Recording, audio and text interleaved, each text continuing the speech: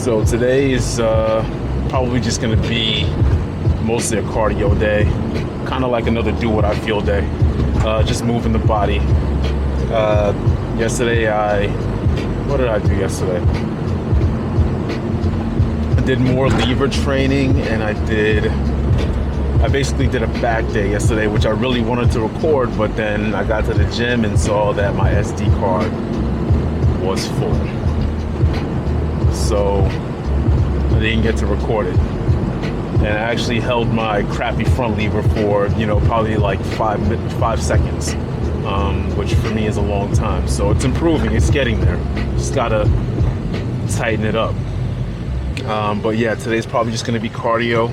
And then depending on how long and how into it I get, I'll finish things off maybe with some knees over toes stuff. Really I should do that before, but I'm looking at it as accessory today. And maybe some handstand practice,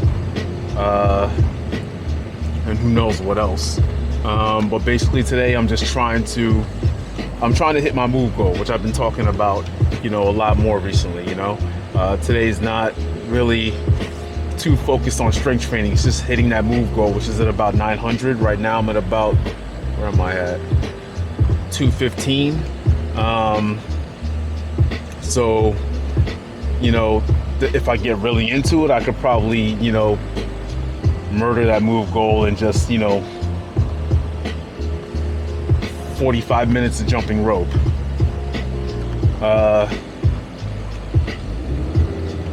And if it does come to that and I still have the energy, then, anything else I do after that will be a bonus. Sometimes it takes longer though, because I lollygag a little bit more, mess around with the rope a little bit more, take more breaks, or sometimes I'm just more tired. If I'm getting too lean, my energetic stores are low. I don't have a lot of glucose in the muscles, so sometimes it might take me an hour. But I have about an hour to spare in the gym, so I don't necessarily need to spend that entire hour jumping rope. I can just do what I feel. If I'm okay with going for 30 or 40 minutes and I'm okay with the amount of calories I burn doing that, then I might just do something else. And I might just stop it there altogether and just leave the gym. Who knows? But it's good to have options especially when it comes to cardio. A lot of people, when it comes to cardiovascular activity, they hate the cardio that they do, so they don't stick to it. It's just, that's not how it works. You have to find a form of cardio that you like. And even if you do like a certain form of cardio, you don't have to necessarily strictly stick to that either. Some days I'll do a certain percentage of my move goal, or if I'm having a cardio day, I'll do, a certain amount of jumping rope, and then I might walk in the evening, I used to jog. A lot of the times it was a combination of jogging and jumping rope. I don't jog as much as I used to at all. I don't jog at all anymore. I used to jog every single day, but I just got tired of it at one point. So now I just hit the rope. But yeah, don't be afraid to try some combination of things to keep your body moving. Have an open mind. I was listening to someone talk about movement and sedentary lifestyles. I forgot what her expertise was, but she's a doctor in something or the other. And she was basically saying how sedentariness shouldn't be seen as a mere state of non-movement or anti-movement. It should be seen as a diseased state. So basically, I think that's a little extreme personally, but I need to hear her flesh out her opinions a little bit more. But she's basically suggesting whenever you're sedentary, you're essentially in a diseased state, Again, I might be mischaracterizing it a little bit because I didn't finish the interview that she was conducting, or giving. But I think it should basically put a pin on the idea of how important it is to move your body. You know, not just every once in a while, you know, not just when you feel like it. It's something you have to prioritize. It's a form of hygiene. When you're not moving, you're essentially dying. Okay? So it's not always about strength training and trying to get stronger and do cool things like calisthenics and handstands and blah, blah, blah.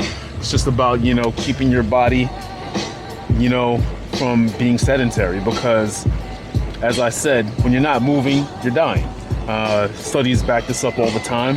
And damn, there was something I wanted to mention about that. Movement is a form of hygiene, you know? Damn, there was something I don't know, maybe it'll come back to me when I get inside. But in any case, cardio day. I'll see you in the gym, maybe.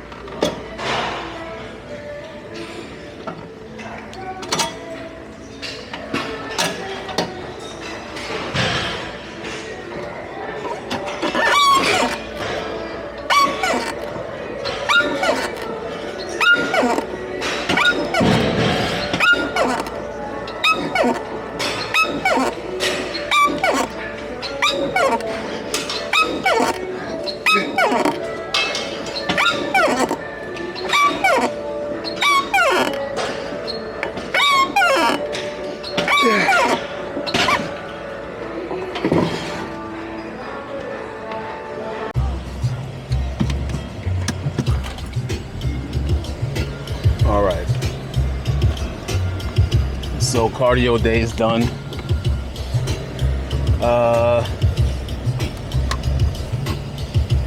Did a lot of good work today. Burnt around 800 calories or so just with the cardio alone. So smashed the move goal that I was talking about earlier. So you know, now that's something I just don't have to worry about for the rest of the day, you know. But I remember what I wanted to talk about before. I think I was saying something about how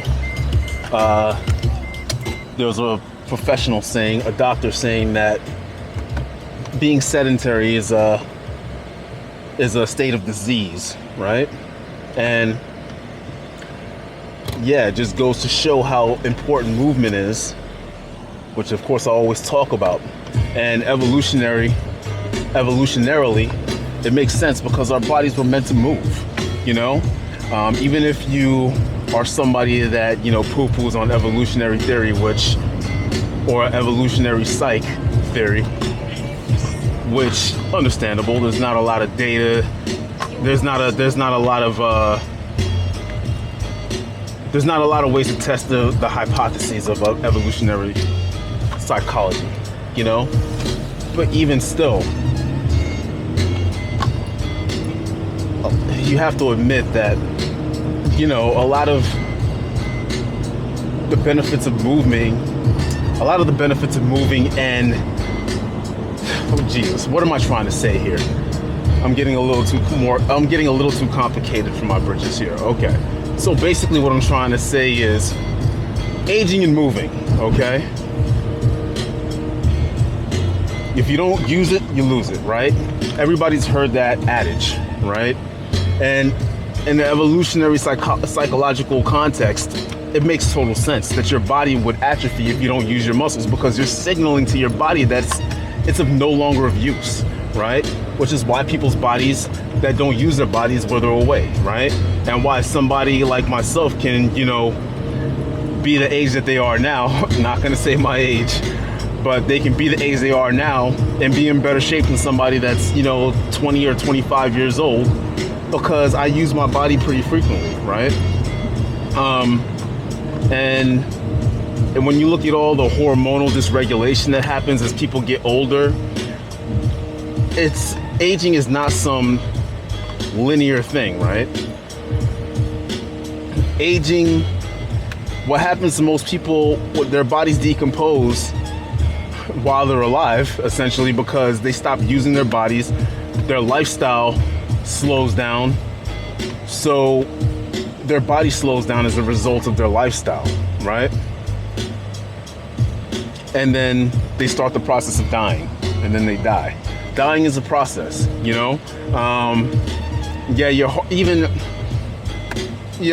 heart stops, and you know your brain is still active even after your heart stops, you know, even momentarily. So dying is a process, and if you're signaling to your body that you're ready to die by, you know, sitting in front of a computer all day or just watching Netflix all day, then your body, your heart and mind, your heart and your brain are going to stop early, you know? But yeah, that's all I have to say about that. You know, get up and move your body. I think the FDA recommendation for how many steps you should take in a day is like 5,000, which is a pitiful amount of steps. You know, it should be way more. I think the real recommendation by accredited places like American College of Sports Medicine is like 10,000 or something like that. But yeah, move your body.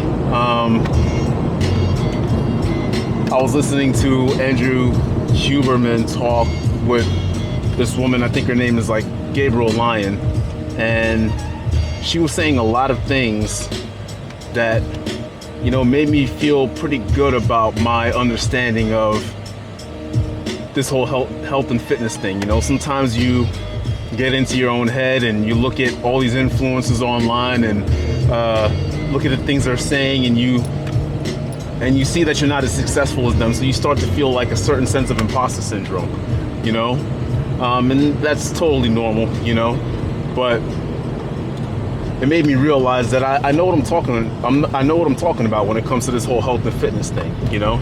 I'm a real nerd about this shit. I'm a nerd about a lot of things, you know. I'm a nerd about just about everything, but this health and fitness shit in particular. She was saying a lot of things that to me was just intuition, but I never really expressed out loud too much because I didn't have specific studies to back it up.